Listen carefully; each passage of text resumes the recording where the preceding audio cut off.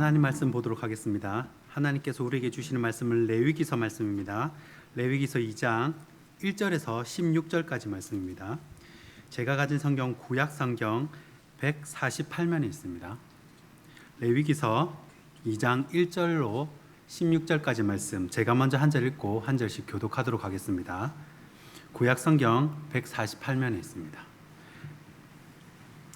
제가 먼저 한 절 읽고 한 절씩 교독하겠습니다.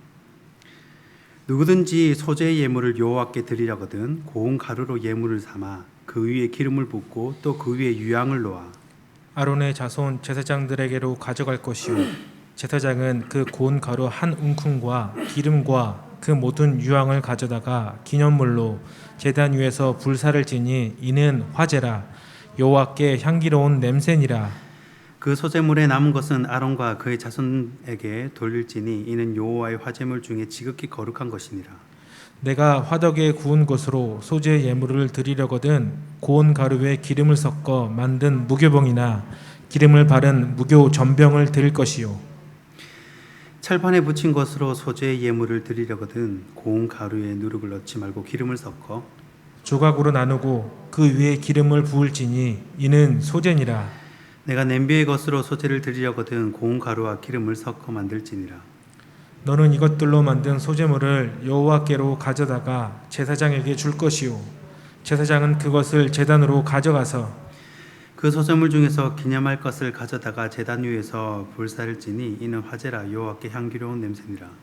소재물에 남은 것은 아론과 그의 아들들에게 돌릴지니 이는 여호와의 화제물 중에 지극히 거룩한 것이니라. 너희가 여호와께 드리는 모든 소재물에는 누룩을 넣지 말지니 너희가 누룩이나 꿀을 여호와께 화제로 드려 사르지 못할지니라. 처음 익은 것으로는 그것을 여호와께 드릴지나 향기로운 냄새를 위하여는 제단에 올리지 말지며 내 모든 소재물에 소금을 치라. 내 하나님의 언약의 소금을 내 소재에 빼지 못할지니 내 모든 예물에 소금을 드릴지니라. 너는 첫 이삭의 소재를 여호와께 드리거든 첫 이삭을 볶아 찌은 것으로 내 소재를 삶되 그 위에 기름을 붓고 그 위에 유향을 더할지니 이는 소재니라. 제사장은 찌은 곡식과 기름을 모든 유황과 함께 기념물로 불사를 지니 이는 여호와께 드리는 화제니라. 아멘. 아멘. 하나님의 말씀입니다. 네, 오늘은 레위기서 두 번째 시간입니다. 소재, 향기 있는 삶이라는 제목으로 하나님 말씀 나누도록 하겠습니다. 소재, 향기 있는 삶. 지난번에는 번제, 지난 시간에 번제에 대해서 살펴보았습니다. 이 번제가 생명을 드리는 제사라면 이 소제는 삶을 드리는 제사라고 할 수 있습니다. 에베소서 4장 13절 말씀처럼 완전하신 그리스도의 인격을 의미합니다. 에베소서 4장 13절 말씀 보면요, 우리가 다 하나님의 아들을 믿는 것과 아는 일에 하나가 되어 온전한 사람을 이루어 그리스도의 장성한 분량이 충만한 데까지 이르리니. 아멘. 그러니까 그리스도의 인격을 닮아가야 한다는 말입니다. 동시에 로마서 12장 1절에 보면요, 그 말씀에 그리스도인의 성화와 또 관련된 제사가 바로 소재임을 알 수가 있습니다. 로마서 12장 1절 말씀을 보시면 그러므로 형제들아 내가 하나님의 모든 자비하심으로 너희를 권하노니 너희 몸을 하나님이 기뻐하시는 거룩한 산 제물로 드리라. 이는 너희가 드릴 영적 예배니라. 아멘. 그러니까 내 삶을 완전히 갈아서 드리는 것입니다. 제물로 드리려면요, 먼저 어떻게 합니까? 죽어야겠죠. 나의 인격이 고운 가루처럼 갈려야 하는 것입니다. 그래서 오늘은 이 소재의 이 5가지 특징을 정리하고 소재가 우리 삶에 주는 메시지가 무엇인지 한번 살펴보고자 합니다. 오늘은 교환을 한번 만들어 봤습니다. 이 교환을 보시면 총 10개의 퀴즈를 준비했습니다. 이 초성만 주어지고 이제 밑에 아래쪽에 보기가 교환 다 받으셨습니까? 종이 다 받으셨어요? 네, 들어올 때 다 보시면 한번 어렵지 않습니다. 밑에 낱말을 골라서 쓰실 수 있는 부분만 한번 써보시기 바랍니다. 제가 한 10초, 20초 정도 드리겠습니다. 밑에 아래 보기가 있죠. 보기 중에 단어를 골라서 아는 부분까지 성경의 기초 상식이라고 할 수 있겠죠. 한번 적어 보시기 바랍니다.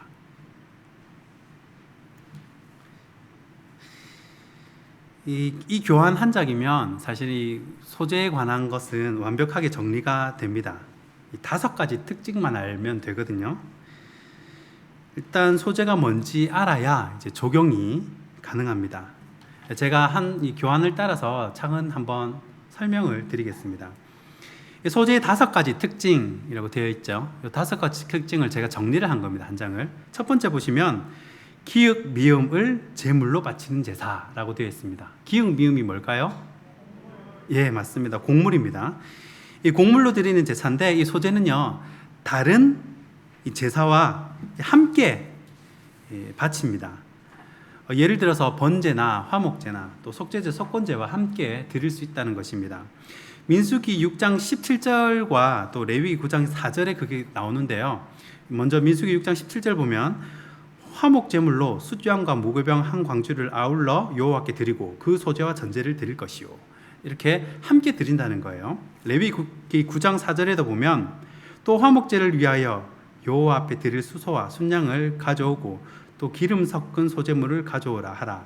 오늘 여호와께서 너에게 나타나실 것임이니라 하매. 아멘. 자, 이 소재의 특징 중 하나가 바로 다른 제사와 함께 드릴 수가 있다는 것입니다. 그러면 두 번째인데요. 소재의 예물은 어떤 걸 드리냐? 어떻게 드리냐? 첫 번째는 고운 밀가루입니다. 갈아야 되죠. 고운 밀가루. 그래서 올리브유를 섞고 또 향을 얹어서 누구한테 드립니까? 제사장에게 드립니다. 자, 두 번째는 히읗 디귿의 구운 곡물. 네, 그렇습니다. 화덕입니다. 예로 이제 무교병이나 무교전병 이렇게 돼 있죠. 이 무교병은 말 그대로 무교, 이 누룩을 넣지 않고 만든 빵이고요. 무교전병, 전병 외에 우리 팔지 않습니까? 이 가루를 둥글럽적하게 하죠. 부친 음식을 전병이래요. 그러니까 무교병이나 무교전병 예를 들 수가 있습니다. 화덕에 구운 곡물. 세 번째는 치읍, 피읍에 붙인 곡물. 그렇죠. 철판입니다. 철판에 붙인 곡물. 네 번째는 니은, 비읍 뭘까요? 냄비입니다. 냄비에 찌거나 튀긴 곡물을 드립니다.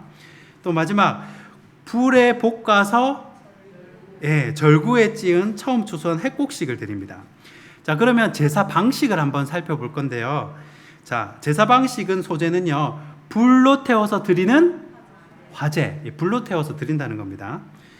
저 지난 시간에 설명드렸는데 이 화제나 거제나 요제나 전제나 이거는 뭐예요? 제사를 드리는 방식입니다. 종류가 아니고 방식이에요. 그래서 요제는 뭐예요? 흔들어서 이 희생제물의 가슴 부분을 제단 앞에서 흔들어서 바치는 그런 방법이고요. 거제는 뭐예요? 들어 올리는 거. 요제는 흔드는 것. 그렇게 방법이라고 생각하시면 됩니다. 전제는 붓는 거. 자, 그럼 네 번째 제물의 한 줌만, 일부입니다. 한 줌만 화제로, 그리고 나머지는 제사장입니다. 제사장께 드는 거고, 다섯 번째입니다. 모든 제물에 무엇과 무엇은 금지입니까? 그렇죠. 누룩과 꿀은 금지입니다. 그런데 반드시 들어가야 될 게 있어요. 뭡니까? 소금입니다. 네, 이렇게 다 끝났습니다. 이제 소재는 다 정리가 됐습니다. 그러면 이제 하나님 말씀을 우리가 이제 먼저 머리로 알았잖아요. 일단 믿음은 들음에서 난다고 했기 때문에 아는 것이 굉장히 중요합니다. 그런데 머리로는 알았는데 그 다음이 문제예요. 그 다음이 뭐냐? 어떻게 살 거냐는 겁니다. 머리로 알았으면 이게 적용이 돼야 될 거 아니에요. 이 말씀이 과연 우리랑 무슨 상관이 있냐는 거죠. 어떻게 우리 삶에 적용할 것인가? 이 소재가 주는 메시지를 3가지로 한번 적용해 보았습니다. 첫째는 고운 가루로 만들라입니다. 딱딱한 곡물을 고운 가루로 만들기 위해서는요, 여러분 무엇이 필요하냐면 맷돌이 필요합니다. 갈아야 되니까요, 그렇죠? 우리 인생에도 하나님께서 맷돌을 사용하셔서 고운 가루를 만드실 때가 있습니다. 그런데 간혹 가다가 이 맷돌에 갈리지 않고 이렇게 딱딱한 알갱이 그대로 남아있는 경우가 있어요. 저도 어린 시절에 시골에서 맷돌을 본 적이 있는데, 그러니까 할머니가 이거 돌릴 수 있을 정도의 작은 맷돌이었습니다.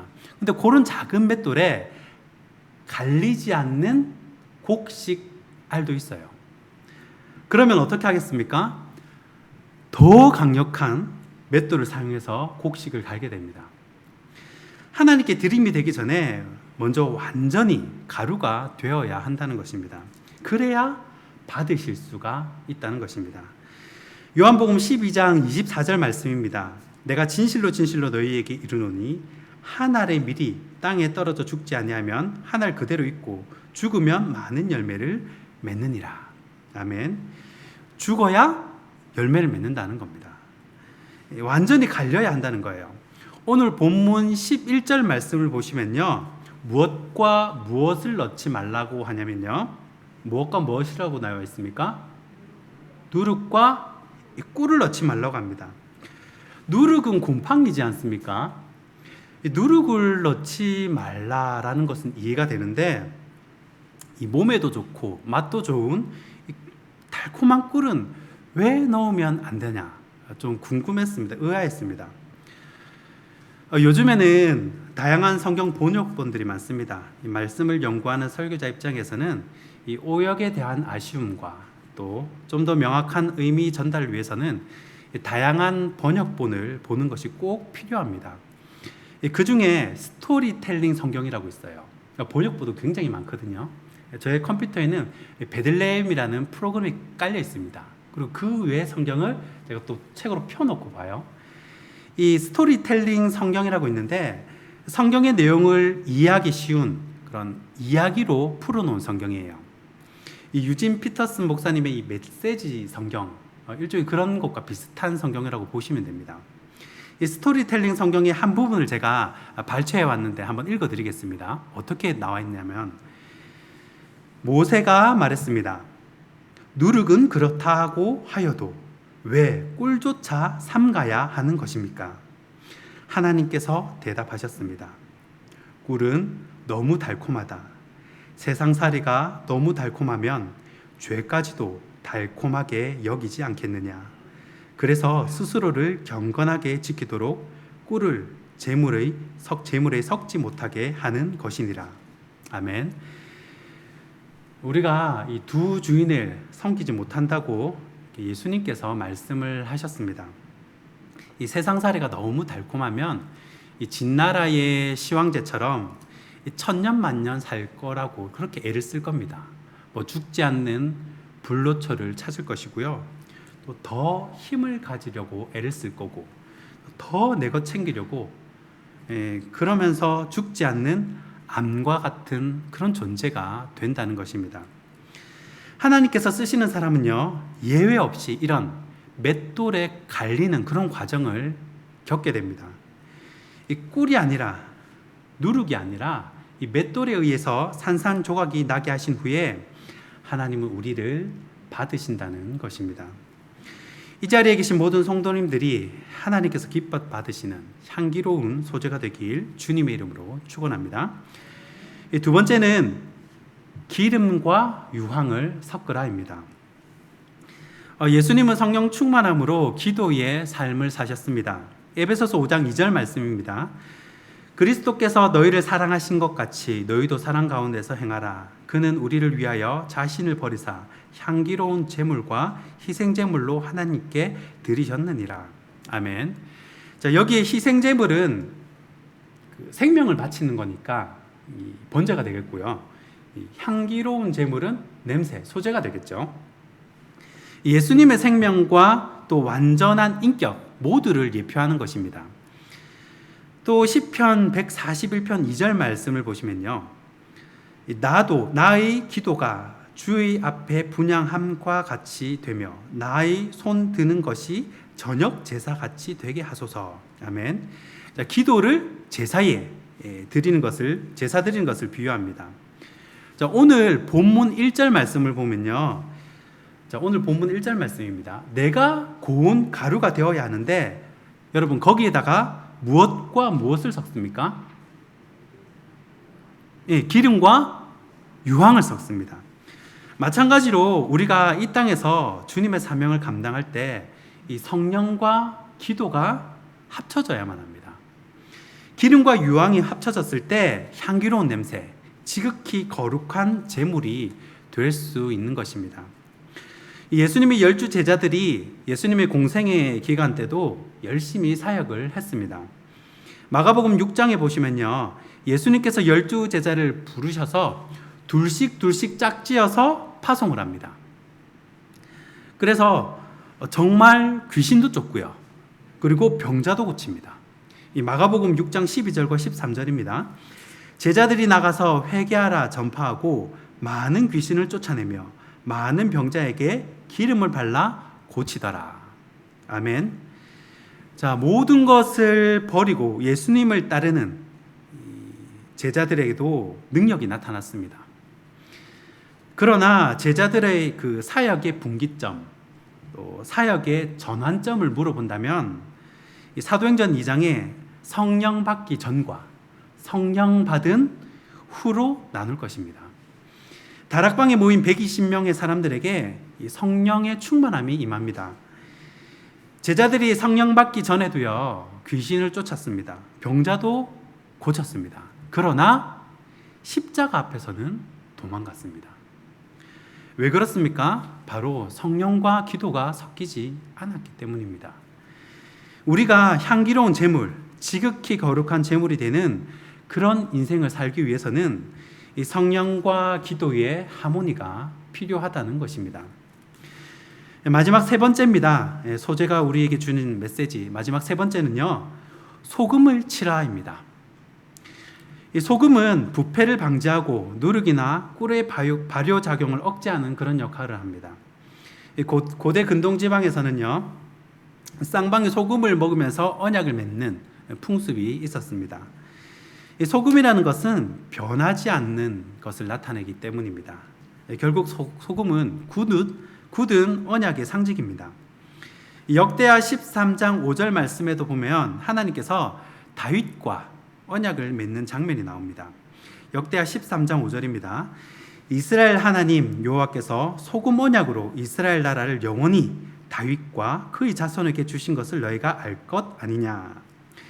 지금 하나님께서 다윗에게 이 나라를 영원히 너와 너의 자손에게 주겠다라고 그렇게 약속을 합니다.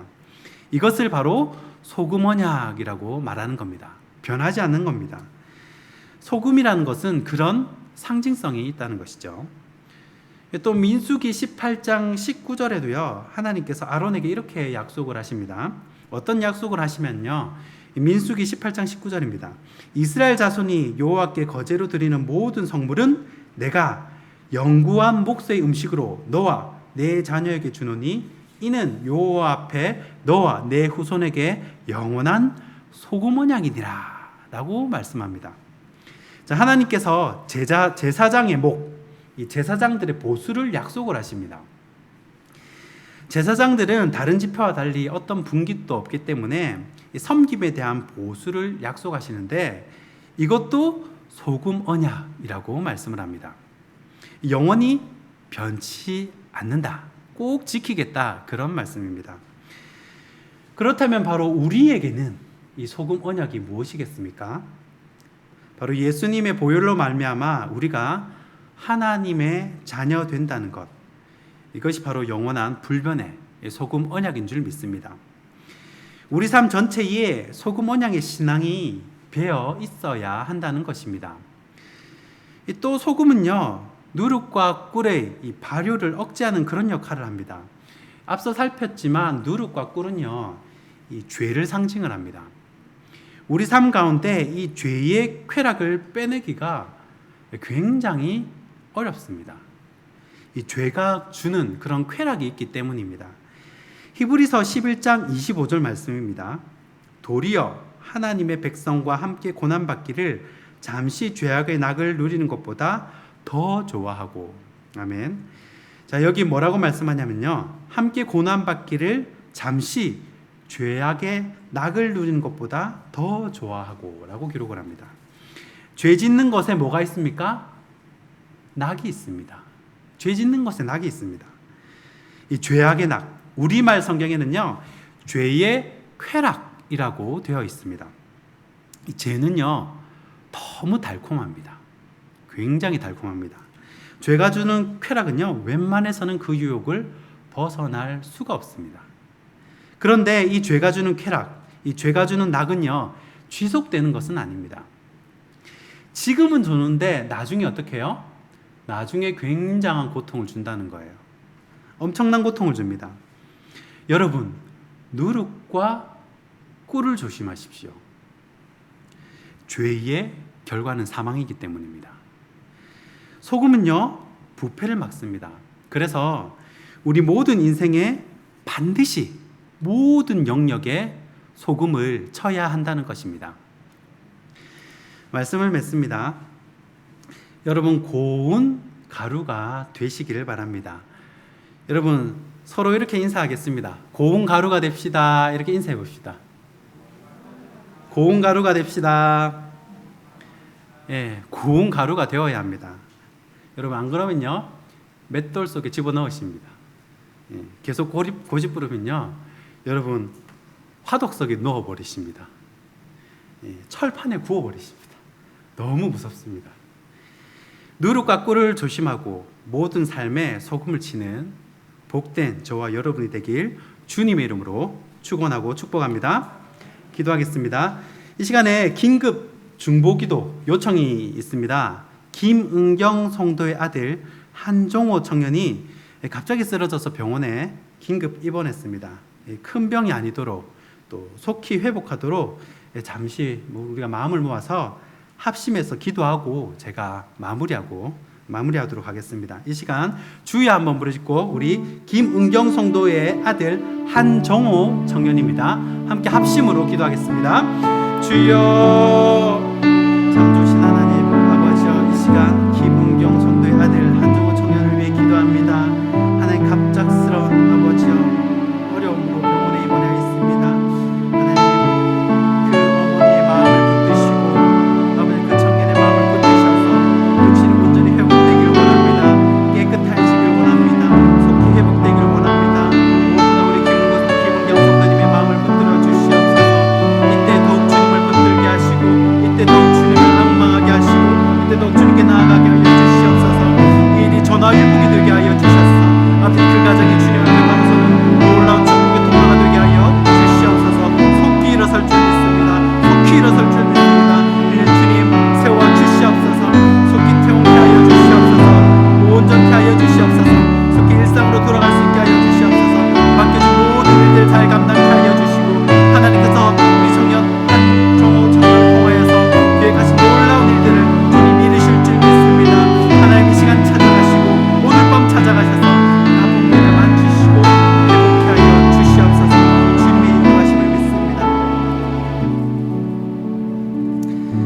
참 좋으신 하나님, 우리를 사랑하셔서 나를 대신해 생명과 삶을 헌신한 주님의 희생을 기억합니다.